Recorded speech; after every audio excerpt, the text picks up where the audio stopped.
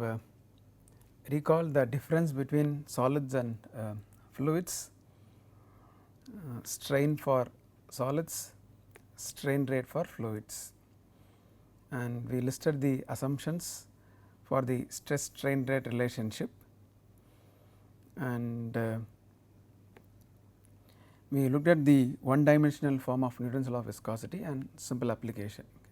With all this background, now we can almost write down the 3D form of Newton's law of viscosity for fluids, especially having understood the difference between solids and fluids in terms of strain rate.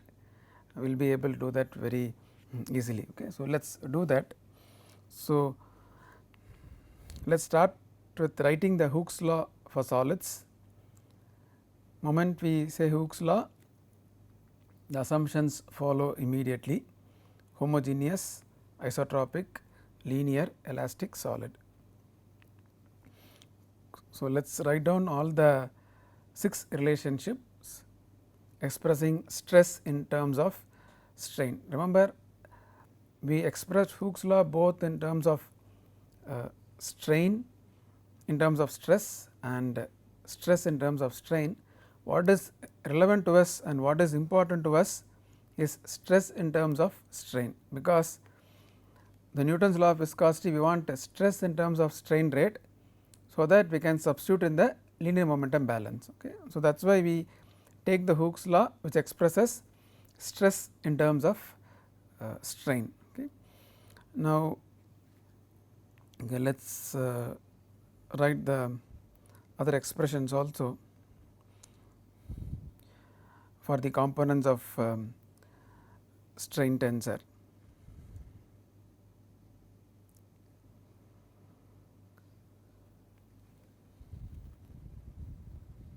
Okay.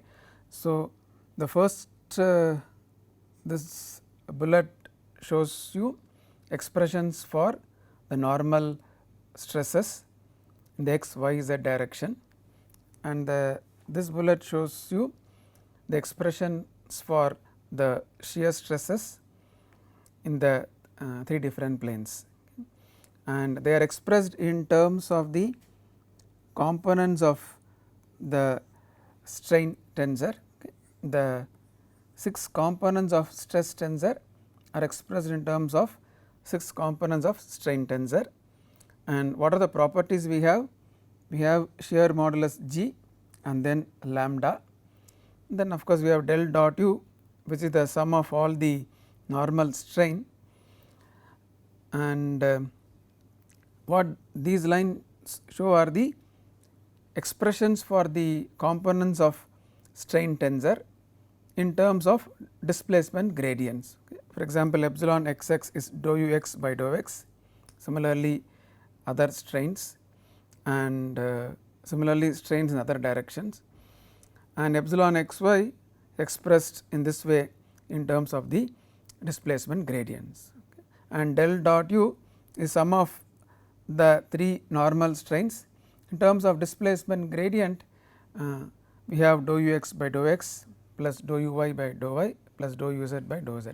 The first 2 lines expresses in terms stress in terms of the strain, but we have to express finally in terms of the displacement gradients, because they are the measurable ones. Okay. So, now let us write down the Newton's law of viscosity.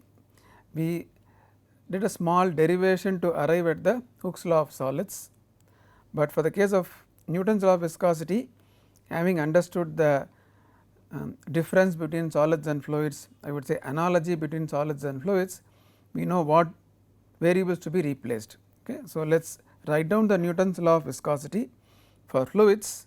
So, moment we say Newton's law of viscosity, assumptions follow: homogeneous, isotropic, linear, viscous fluid. In the case of solids, it is elastic solid. In the case of fluids, it is viscous fluid. Okay. So, let us write down the expression analogously for Newton's law of viscosity. How do we write?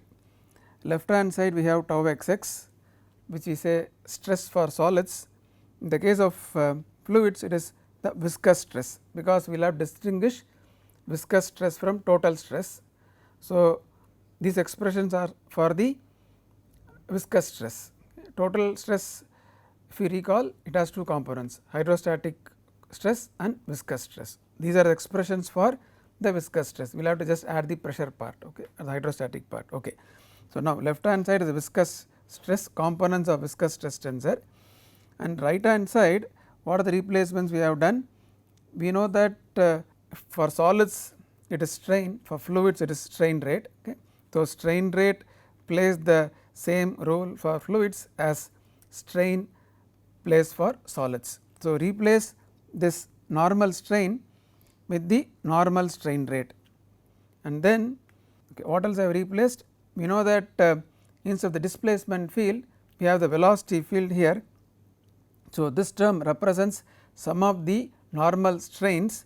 Instead of that we have del dot V, which is divergence of velocity, and it represents some of the normal strain rates or some of the diagonal components of the strain rate tensor.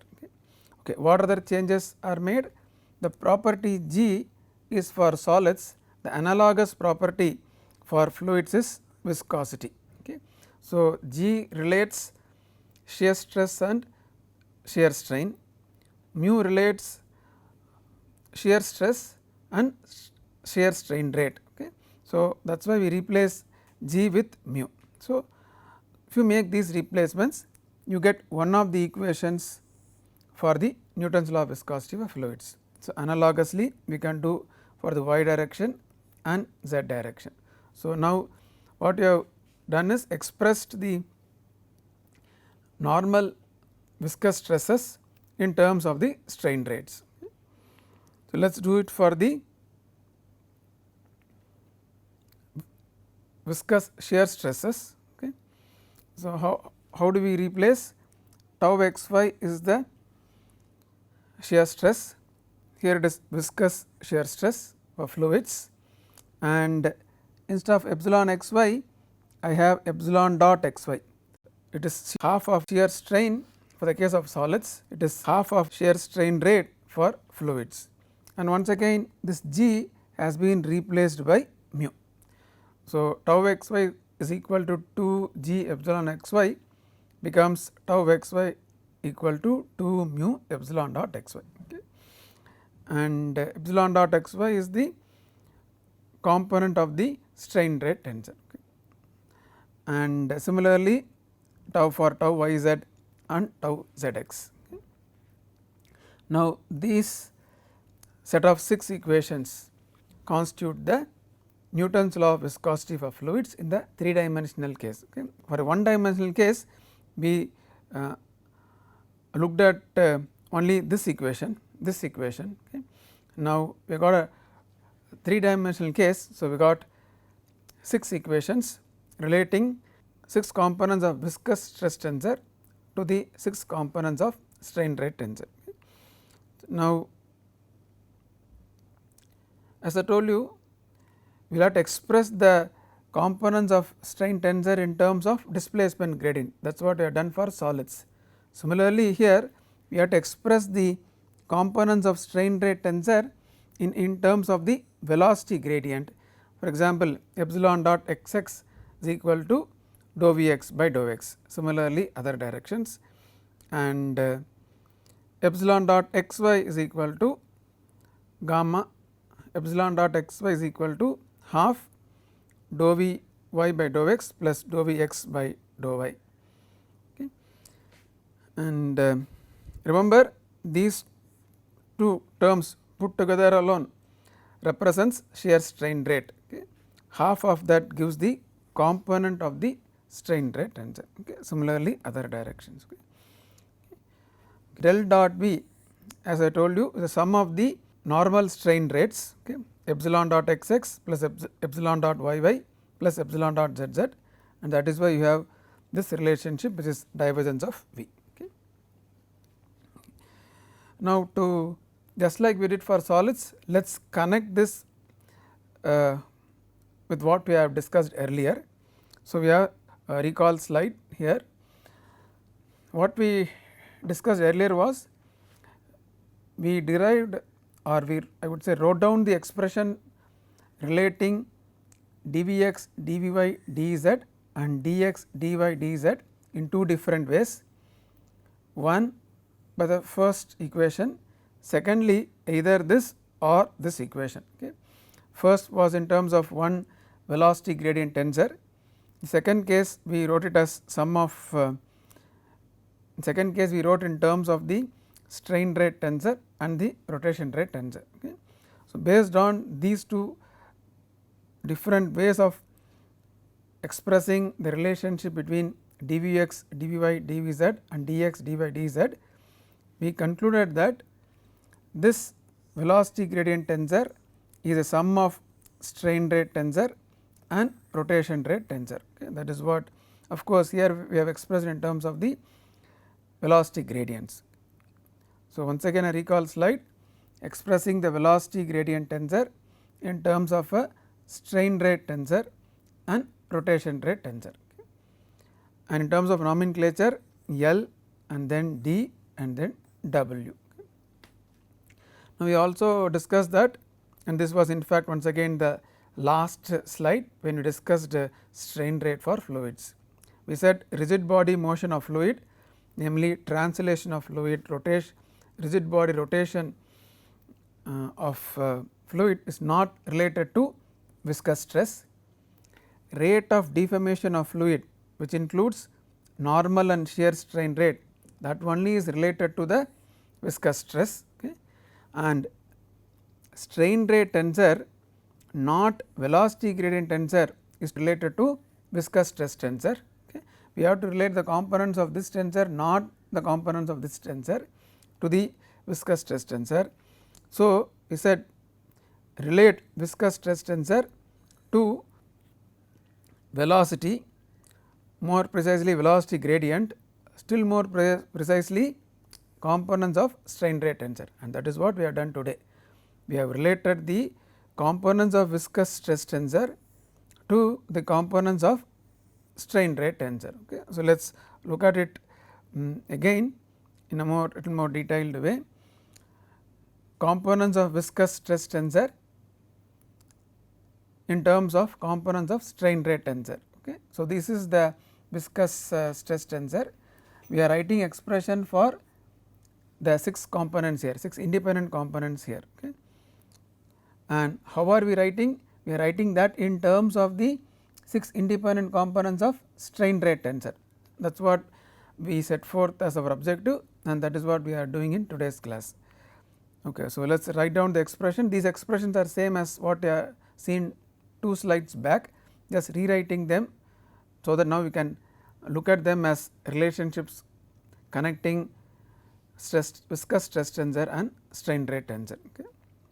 So, those are the expressions for the normal viscous stresses, and these are for the viscous shear stresses. Okay. The first line gives expressions for the viscous normal stresses, and this line gives expression for viscous shear stresses. Okay. And they are all in terms of the components of strain rate tensor. Okay.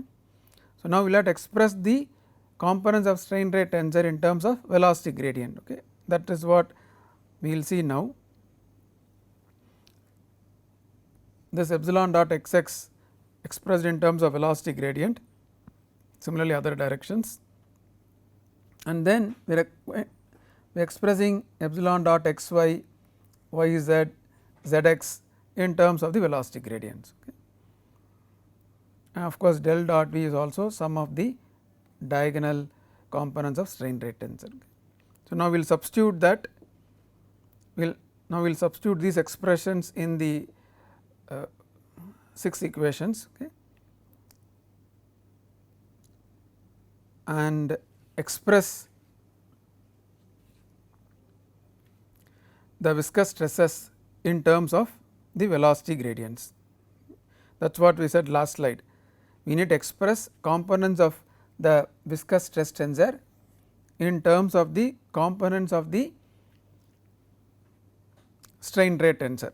These are the components of strain rate tensor: dou Vx by dou x, dou Vy by dou y, dou Vz by dou z. Similarly, these are the components of the strain rate tensor, not straight away this, of course half of this, okay, but eventually we expressed the components of viscous stress tensor in terms of components of strain rate tensor. Okay.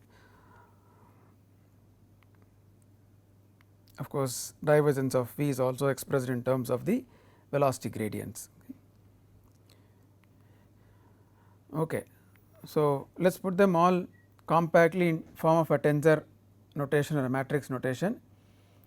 That is, the viscous stress tensor has good physical significance, but when we introduced it was a not measurable. Okay. Now, moment we express it in terms of the components of strain rate tensor and further expressed in terms of velocity gradients, it becomes measurable, okay, because velocity is measurable, velocity gradients are measurable, and hence this equation now expresses which expresses tau in terms of velocity gradients makes tau indirectly measurable, not directly measurable, but now you can calculate the viscous stresses. Okay. Of course, it has two properties, namely viscosity and then lambda. Okay. Now, of course, nothing more discussed in this slide, because whatever we discussed in terms of components has been put here in terms of tensor notation. Okay. The viscous stress tensor in terms of components of strain rate tensor, in terms of velocity gradients, or in fact in terms of components of the strain rate tensor, okay, expressed in terms of velocity gradients. Okay. Now, as I told you, there are two constants mu and lambda. Now, what we will see in the next slide is how does this get simplified for the case of incompressible flow. We have seen that for the case of incompressible flow, del dot V is 0. So, what you see here for the case of incompressible flow, tau is equal to, of course, there is no change in the off diagonal elements. We had lambda del dot V in the diagonal elements. So, that does not appear here. Okay. So, similarly, you do not have lambda del dot V here again, and of course, so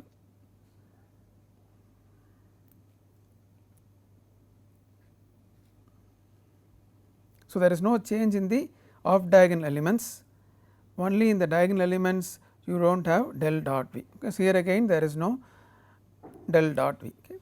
Also like to emphasize that when the flow is incompressible, there is only one material property, namely viscosity. Okay. We said for a homogeneous isotropic linear viscous fluid there are two material properties which were mu and lambda.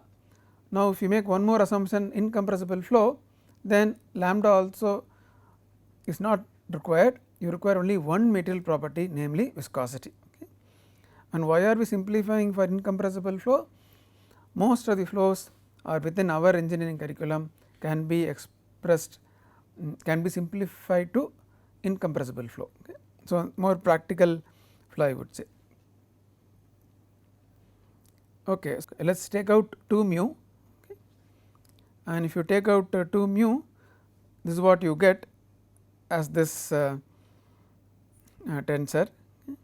So, you have taken out 2 mu, so dou V x by dou x remains. When you take out 2 mu from this term, half remains, of course, other gradients are there. Okay. Similarly, other terms we are dividing by 2 mu and taking out 2 mu. Okay. Now, what is this tensor?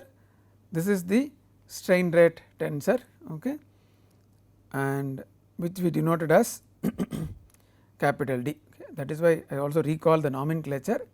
So, viscous stress tensor expressed in terms of the strain rate tensor, okay. And this is what exactly we wanted to do, express viscous stress tensor in terms of strain rate tensor. Now, having expressed the viscous stress tensor in terms of measurables, okay, we can also extend that for total stress tensor. Total stress tensor in terms of components is given by this tensor, and of course, once again at this point it is not measurable. Okay.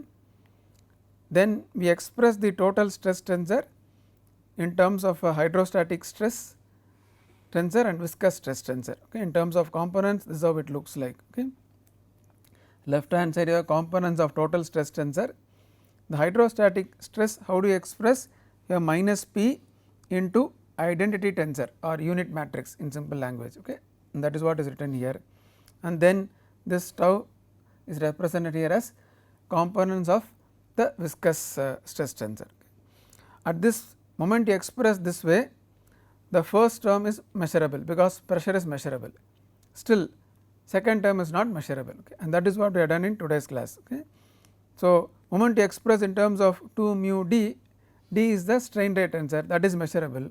So, at moment you write in this way, now total stress tensor has been expressed in terms of measurables. Okay. That is the key. Okay. This expression we have seen for tau in terms of the velocity gradients.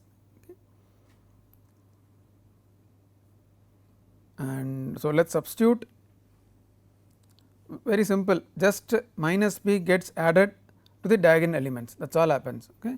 Because hydrostatic stress, remember we discussed for a fluid under static condition there are no shear stresses, there are only normal stresses, and that normal stress is pressure and is compressive in nature, hence minus P.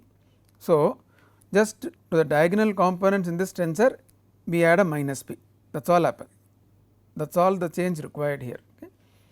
So, difference between this and this is adding minus P to the diagonal, okay. That is what is represented here also. When you add, minus P gets added only to the diagonal elements, because you have only normal stresses under fluids under static condition, for a fluid under static condition. So, which is the pressure, and of course minus P because it is compressive. So, that is the expression for total stress tensor in terms of measurables. Okay. Now, once again to relate to what we have discussed long time back, we have found the answer for a long standing problem, namely the closure problem. Okay. Let me recall, after deriving the linear momentum balance with the viscous stresses on the right hand side, we did a degree of freedom analysis. What did we do? We wrote down the differential form of total mass balance and of course, the 3 linear momentum balance equations and the equation of state. Okay. And then we counted the number of independent variables, there were 11, the number of equations were only 5, and we said 6 variables are unknown. And what are the 6 variables? They are the components of the viscous stress tensor. And then we said to close the problem, what does closing the problem means? Expressing these new variables, unknown variables in terms of the known variables which are existing in the equation already. We said we need to express viscous stress tensor in terms of velocity gradients, and that is what exactly we have done today, which means that we have closed the problem, we have solved the closure problem. Okay. We have closed the set of equations, closing set of equations meaning, now if you do a degree of freedom analysis, what will happen? You will have 11, number of independent variables will be 11, and then what will be the number of equations? 5, and we have got 6 more equations today. For every component of tau we have got one equation. So, we got 6 more equations. So, you will have minus 6 here, degree of freedom will be 0. That is what we mean by closing a set of equations. So, we have solved the closure problem which has been there for several classes. Now, I like to introduce one nomenclature here called constitutive equation.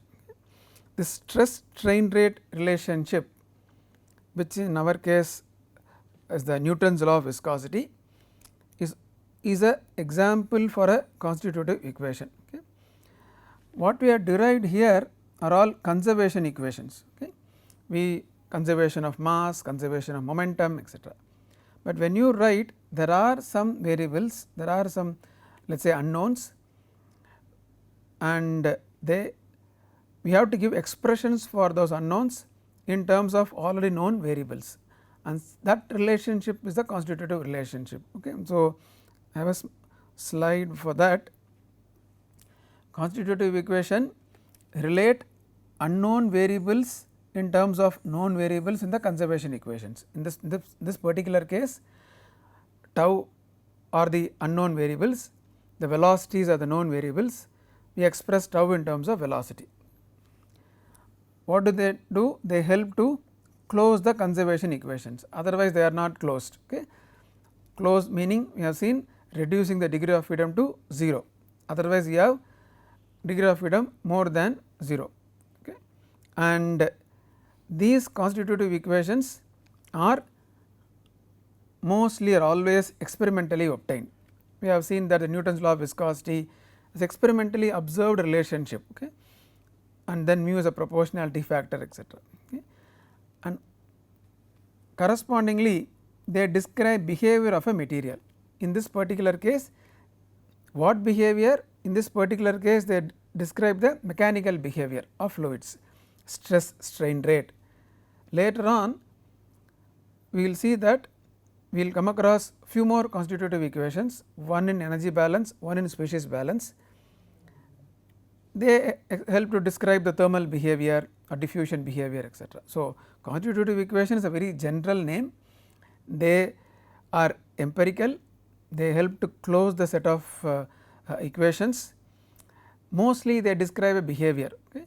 Even when you will see in species balance that the rate equation, the kinetic equation is also a constitutive equation. So, mostly they represent material behavior, but there could be other constitutive equations also. So, in terms of summary, of course, we have discussed the Newton's law of viscosity.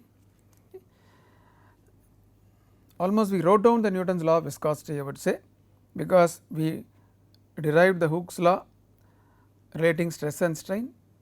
We will have to just do a few replacement of variables, we could get the Newton's law of viscosity relating viscous stress and strain rate. And so, now we are ready to substitute this viscous stress strain rate relationship here and get the Navier-Stokes equation. Okay. So, in terms of summary, we discussed a constitutive relation. Okay. I used a more formal terminology, a constitutive relation between viscous stress tensor and strain rate tensor, and we emphasize that it is material dependent. Okay. And so, we discuss the assumptions just like for Hooke's law, namely homogeneous, isotropic, linear viscous fluid, and we discuss the Newton's law of viscosity for one dimensional case and three dimensional case.